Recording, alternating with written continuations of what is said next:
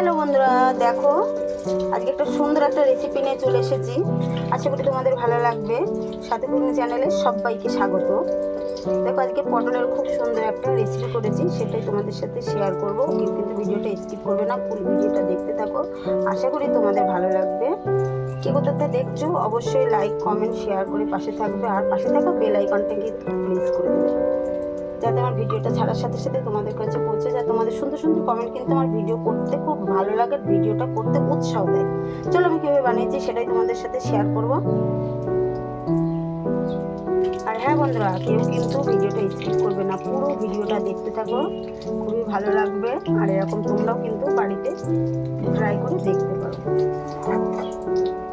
বন্ধুরা দেখো, আমি এখানে কটা পটল নিয়ে নিয়েছি, 4টে পটল, মানে একদম তরতাজা পটলগুলো। এবার এই পটলগুলো খুব সুন্দরভাবে, মানে খোসাটা পুরো ছাড়াবো না, এর উপরে যে খোসাটা থাকে পাতলা আবরণটা, ওটা আমি ভালো করে পরিষ্কার করে আমি চেঁচে নেব। নিয়ে দেখো আমি কী করি সেটাই তোমরা দেখতে থাকো, কেউ কিন্তু স্কিপ করবে না, ভিডিওটা পুরোটা দেখতে থাকো, আশা করি ভালো লাগবে। আর এরকমভাবে তোমরাও ট্রাই করে দেখতে পারবে বাড়িতে।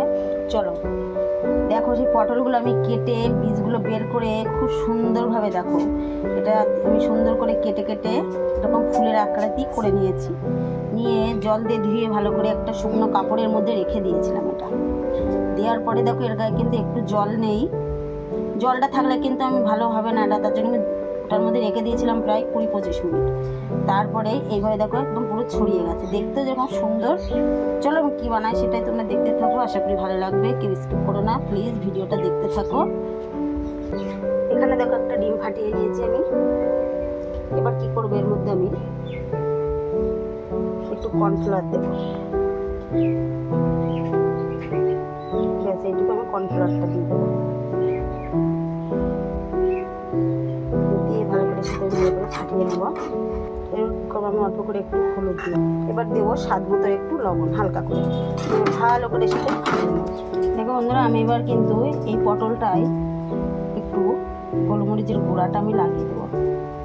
এই গোলমরিচের গুঁড়াটা দিলে কী হবে, একটু খেতে কিন্তু স্বাদ হবে একটু ভালো।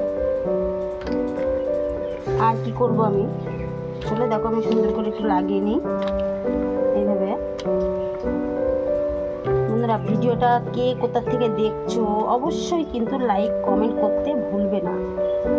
আর নতুন যারা বন্ধুরা আছে পাশে থাকা বেল আইকনটা প্রেস করে দেবে, আর চ্যানেলটিকে সাবস্ক্রাইব করে দেবে, যাতে আমার ভিডিওটা ছাড়ার সাথে সাথে তোমাদের কাছে পৌঁছে যায়। আর তোমাদের সুন্দর সুন্দর কমেন্ট কিন্তু আমার ভিডিও করতে উৎসাহ বাড়ায়। দেখো চলো এবার কি করি, প্রত্যেকটা আমি ভালো করে লাগিয়ে নিয়েছি। এখানে যে কর্নফ্লাওয়ারটা নিয়েছি এর মধ্যে আমি পটলগুলো ঠিক এইভাবে দিয়ে নেব।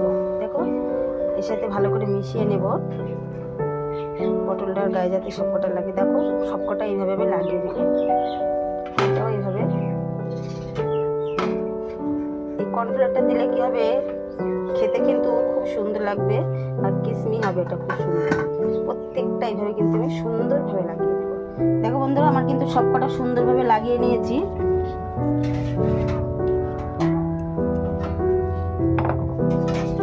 এবার যে ব্যাটারটা করেছে এই দিকটাই আমার রেডি হয়ে গেছে। ব্যাটারটা খুব সুন্দরভাবে মিশে গেছে এর সাথে, ডিমের সাথে। এবার কি করব আমি, দেখো এখানে যে ব্যাটারটা করেছি এর মধ্যে আমি এগুলো সবকটা দিয়ে নেবো। এইভাবে কি করব, তেলের মধ্যে দিয়ে দেবো।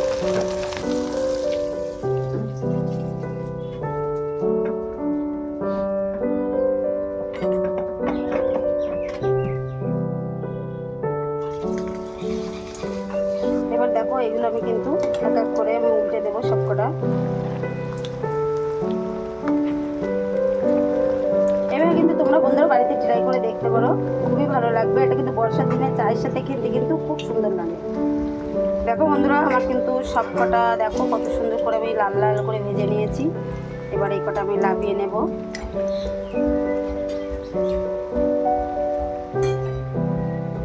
দেখো চায়ের সাথে সন্ধ্যাবেলা কিংবা মুড়ির সাথে এগুলো তোমরা খেতে পারো, খেতে কিন্তু খুবই ভালো লাগবে। পকোড়া আমরা অনেক রকমের খেয়েছি, এরকম একবার পকোড়া তৈরি করে অবশ্যই দেখবে বন্ধুরা। দেখো দেখো বন্ধুরা, আর যে দুটো আছে সেই দুটো মেথি একইভাবে দিয়ে দেবো তেলের মধ্যে।